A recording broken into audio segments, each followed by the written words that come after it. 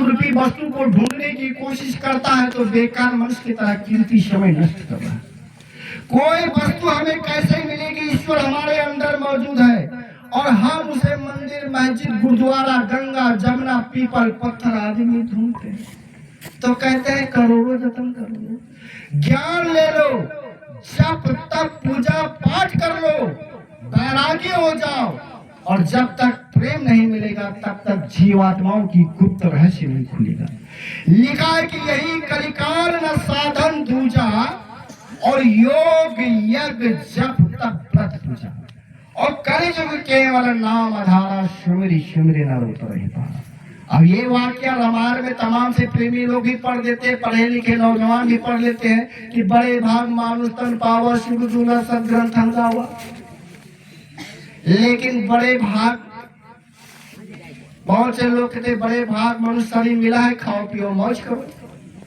और आज हिंदुओं को देखा जाए, अभी हमारे गांव में एक नेपाली, अली नेपाल के तो हम सब लोग हैं, लेकिन हम लोग अपनी भाषा में उनको, दूसरे कौम के हैं उनको नेपाली कहा जाता है। पहाड़ से आए हैं तो हमारे गांव में मकान बनाया, तो वो इतना पूजा पाठ करता है जिसकी वर्णन हमारे आपके देखा होगा अगल बगल।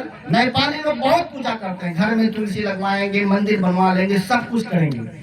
सब कुछ करते करते घंटा घंटी बजाए जा रहे हैं और एक एक किलो मछली खाए, ऐसी दशा है।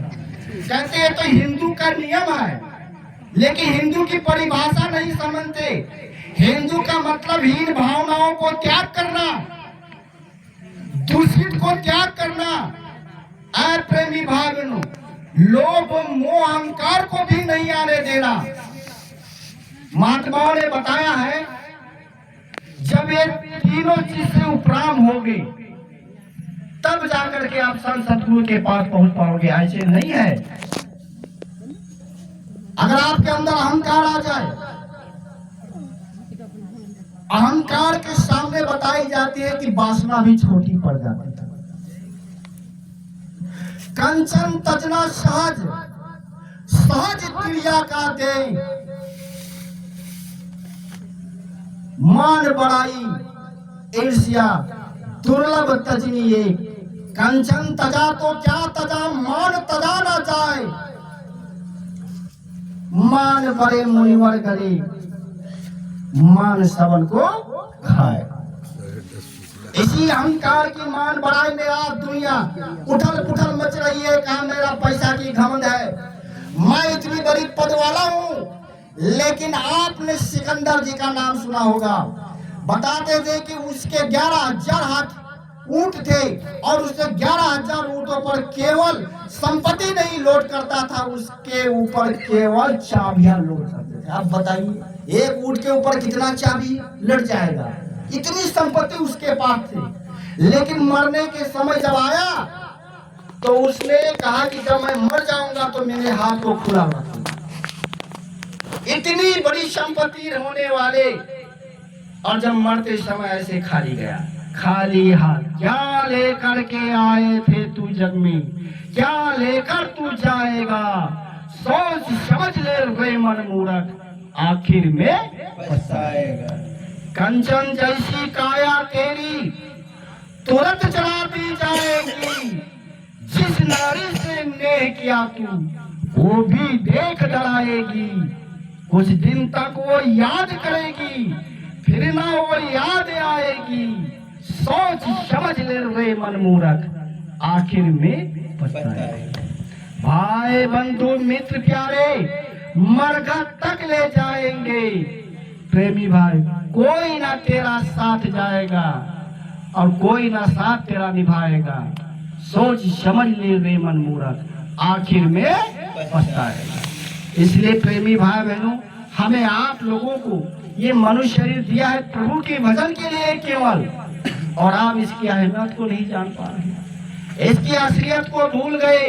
इसलिए बाबा जय गुरुदेव जी महाराज ने हमको जगाने के लिए, सोया जीवों को जगाने के लिए हम आप लोगों को यहाँ भेजा गया। जैसे महाभारत के समय में भगवान कृष्ण को जब रणभूमि के मैदान में गया तो कहा उठाओ धनी युद्ध करो, तो अर्जुन ने कहा मैं युद्ध किसके साथ करूं? ये तो सब मेरे सगे संबंधी हैं और मैं इसको कैसे इनसे मैं युद्ध कर सकता हूं? तो प्रेमी भाई बहनों, भगवान कृष्ण ने अर्जुन से कह रहे, क्या कह रहे कि जितने भी हैं ये सब इस धरती धराधाम पर हम सब लोग आत्मा हैं और आत्मा जब है तो उस परमात्मा का अंश है। प्रेमी भाई, भगवान के अंश हो तुम, बतला रही गीता तुझे, पर मोह निंद्रा मगन सोते, काल बहु बीता तुझे। कहा तुम तो काल निंद्रा में सो रहे हो, मोह में सो रहे हो, जगो तब पता चलेगा। और आगे भगवान कृष्ण ने अर्जुन से क्या कहा कि तुम हो अजर, तुम हो अमर, मरने की झंझटे छोड़ दो, पाओगे अपना रूप जग का, प्रेम बंधन तोड़ दो। ऐ प्रेमी भाई बहनों, जब अपने वास्तविक चीज को आप झांकोगे, देखोगे, तब पता चलेगा कि वास्तव में मैं कौन हूँ, मैं कहां से आया हूँ, मरने के बाद मैं कहां जाऊंगा। और जिन्होंने जन्म मरण की अबूझ सहेली को सुलझा लिया, उसका मानव जीवन सार्थक हो जाएगा। जय बोले। ऐ प्रेमी भाई बहनों, तो भगवान कृष्ण से अर्जुन कह रहे कि प्रभु आप इस धरती धराधाम पर क्यों आते हैं? तो कहे पार्थ बढ़ता पाप जब जब, ग्लानि होती धर्म की, पड़ती जरूरत है मुझे, तब जन्म लेकर कर्म की। कहा जब इस धरती पर आप आते हो तो आप क्या करते हो? तो भगवान कृष्ण क्या कह रहे हैं अर्जुन से कि सब साधु जन रक्षक दुर्जन, प्राण हरने के लिए, होता प्रगट जुग जुग, धर्म की उत्थान करने के लिए। तो प्रेमी भाइयों, जब जब हुई धर्म की हानि, 12 असुर महाभिमानी, तब तब धरी प्रभु मनुज शरीरा, हरा ही कृपा निज सज्जन। तब तब वो शक्तियां प्रगट लेकर के अधर्मियों का विनाश करके धर्म की स्थापना करती है, और वो अपना एक मिशन लेकर के आती है और काम पूरा करके वो वापस चली जाती है। लेकिन वो जीवों को उद्धार नहीं कर सकता। क्यों नहीं कर सकता? इसका इतिहास है और इसका गवाह भी है। जब भगवान कृष्ण को बहिलिया ने तीर से मारा था, तो भगवान कृष्ण ने साफ कहा कि मैंने तुम्हें राम अवतार में छुप करके मारा था, तू बाली था, मैं छुप करके मारा था, इसलिए तुम्हें दुखी होने की कोई जरूरत नहीं है। इसलिए आज तुमने अपना बदला कर लिया। जब भगवान कृष्ण को बदला देना पड़ा, तो आपने तो भगवान कृष्ण को देखा नहीं। काले थे कि पीले थे कि नीले थे, हमारा आपका क्या होगा? इसलिए प्रेमी भाई बहनों, ये कर्मों का देश है। कर्म प्रधान विश्व रचना का, जो जस करे तस फल चाखा। ये कर्म के द्वारा ही सारी सृष्टि की रचना की गई है। कबीर साहब ने 2 पंक्तियां बताई और समय अब ज्यादा नहीं है, मैं इसके बाद में समाप्त करूंगा। अरे अजब जोला है चादर बीनी, सूत करम के तानी, और सूरत निरत के बरनी बिना, तब सबके मन मानी, और चादर हो गई बहुत पुरानी। अरे अब तो सोच समझ ले रे मन मूरख, चादर हो गई बहुत पुरानी। ऐ प्रेमी भागन, ये कर्म के द्वारा ही हमको ये मनुष्य शरीर मिला है और आज इस धरती पर बैठे हो। जो यहाँ माता और पुरुष दो इस धरती पर विराजमान है और दो ही जात है, केवल स्त्री और पुरुष। लेकिन अपने कर्म के हिसाब से इनको स्त्री वाला शरीर मिला और उसी माँ के पेट से हम आप लोग भी आए, हमको मर्द वाला शरीर क्यों मिला? तो ये कर्मों पर आधारित है। देखो प्रेमी भाई बहनों, आज हम आप लोग इसी कर्म को सुधारने के लिए हम आप लोग शादी ब्याह में लगन पत्रिका दिखाते हैं। अपने से जानकार तमाम से हमारे आपके आदर पूर्वक जो हमारे आपके तमाम से प्रकार की जो हमारे तमाम से चीज है जो कि वेद शास्त्र के हिसाब से पढ़ने लिखने जानने वाले के पास पहुंचते हैं और उनसे तिथि तय करके शादी ब्याह तय करते हैं। तो आप लोग समझते हैं कि हमारा आपका इतनी शुभ अवसर किया, पूजा पाठ किया, भंडारा खिलाया, लेकिन जब शादी ब्याह हो जाती है तो इसका परिणाम जब सामने आता है तो कहते हैं तो कर्म में जो लिखा है वही फल भोगना पड़ेगा। ठीक उसी प्रकार भगवान राम जो त्रेता में आए थे, जब भगवान राम और सीता की लगन तय किया गया तो इसमें लगन तय करने वाले कोई मामूली पंडित नहीं थे। वशिष्ठ जैसे ऋषि, सदानंद जैसे पंडित, विश्वामित्र जैसे महान पंडित, तीन तीन पुरोहित के द्वारा ये भगवान राम और जानकी का विवाह का लगन देखा गया था। लेकिन ये लगन देखने के बावजूद भी जब विवाह संपन्न हुआ तो इसका परिणाम क्या हुआ? सीताराम मरण दशरथ के,